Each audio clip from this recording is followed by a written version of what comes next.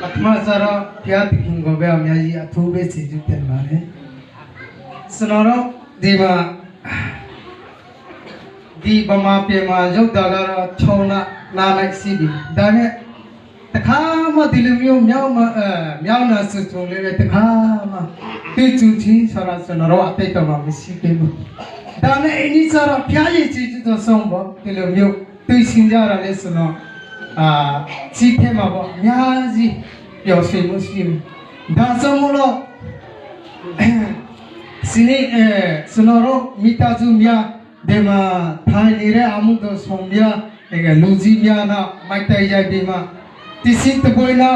တိစိတပွေးနာဘုရောကစီမွေးမယ်ဆိုတော့ဆိုတော့နေနော်လောစင်တာပေါ့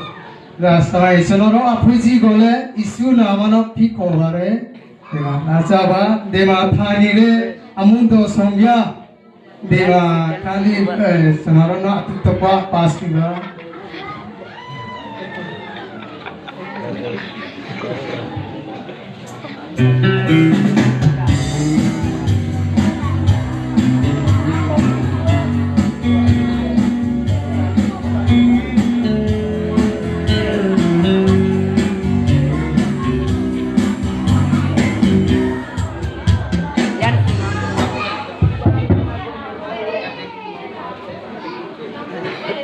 Como nos gupe como le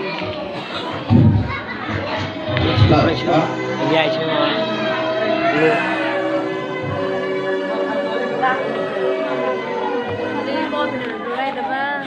Rồi Good